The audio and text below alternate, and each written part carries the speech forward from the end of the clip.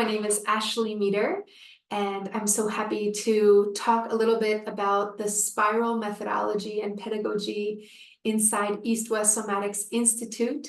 I've had the honor and privilege of guiding and facilitating our program, our sister program, or our branch here in Mexico, where Eastwest Somatics Mexico, where we facilitate graduating somatic movement therapists and somatic movement educators in Shin Somatics methodology and our East-West lineage.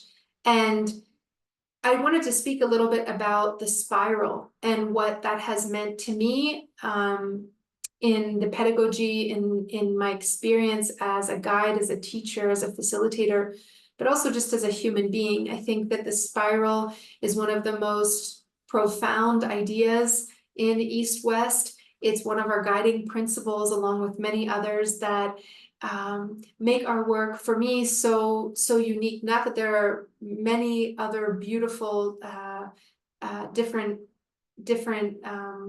proposals and different beautiful work and methods in our somatic lineage and our somatic heritage as we continue to learn and continue to grow. And I think that is one of the lessons of East-West and the spiral. The spiral, here I have a gift that is in my office, and I use this. I look up at it all the time, and it's always helping me include. So what does the spiral mean? Obviously, it is a very symbolic, there's a sacredness about the spiral in geometry and in nature. And it also is this energy that is always circular, that is always including. And we talk about that when students come in and we talk about the spiral. What does a spiral mean to you? What does it remind you of? What does it connect you with? And what the students have the opportunity to do it when they enter into East-West is they enter in it whatever level they enter in it, which is another guiding principle: start where you are. So they always start where they are. And sometimes students just logistically don't always have the possibility to start in January or start in a certain time period during the year. So our modules are built, or our levels are built, as 5-day intensive programs that then also give work and home study reflections and home study practices afterwards.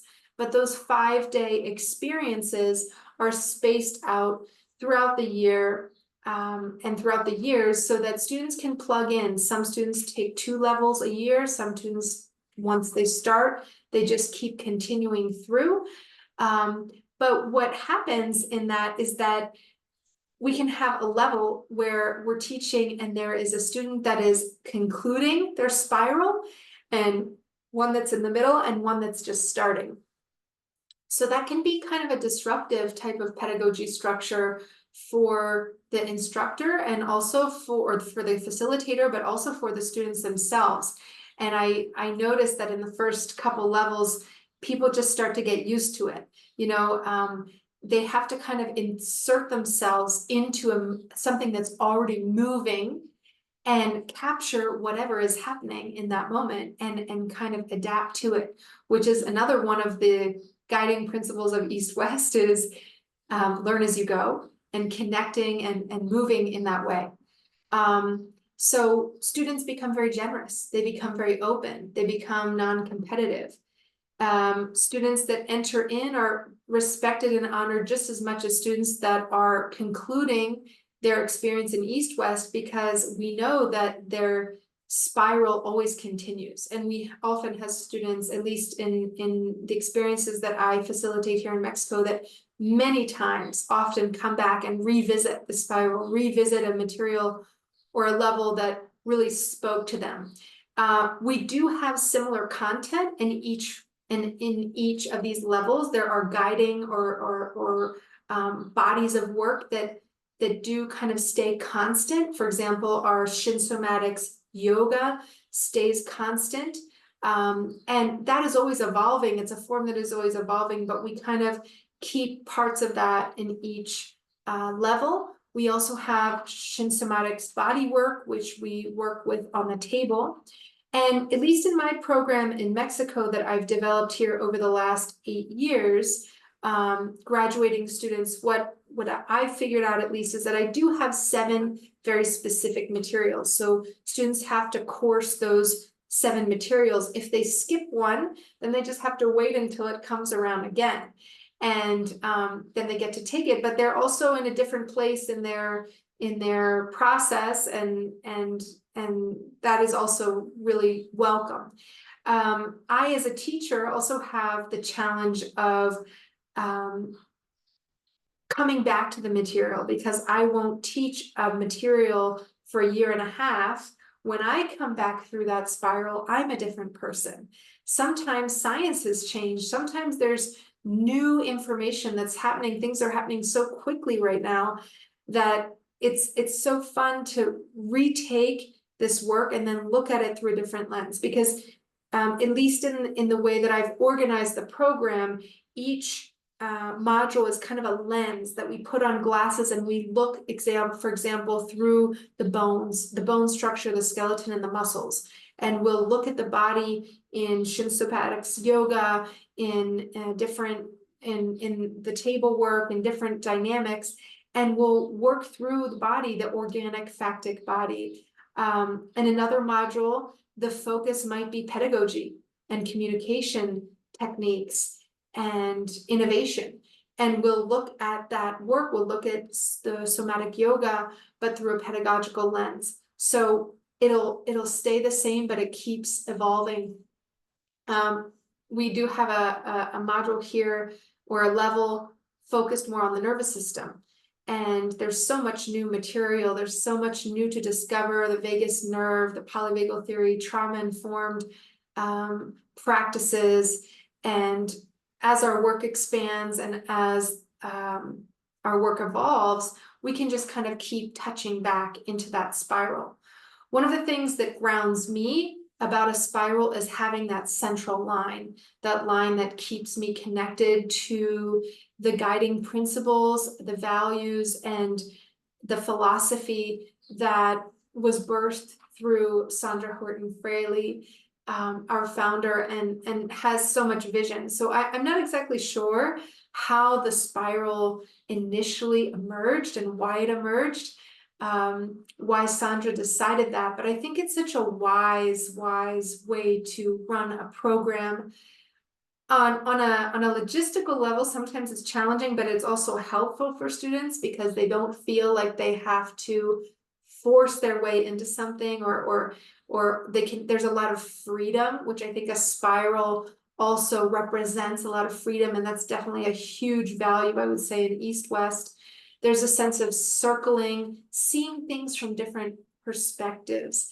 One of the 2 most powerful words that Sandra gave to me, and I don't know if she would remember this, but I think sometimes I would ask a question and she would, yes as well, or yes and yes as well, of that always including that energy of that there are multiple ways to look at things, there are multiple perspectives, but there are also things that really ground us and really keep us connected, and keep our values in line, in alignment. I'll just give one example of one of those values as a teacher is the phenomenology. And as I look at this spiral and I connect with my own journey through the spiral, which for me is also kind of our journey through life, there are we can get farther away from the spiral, and we can kind of like get a little nauseated.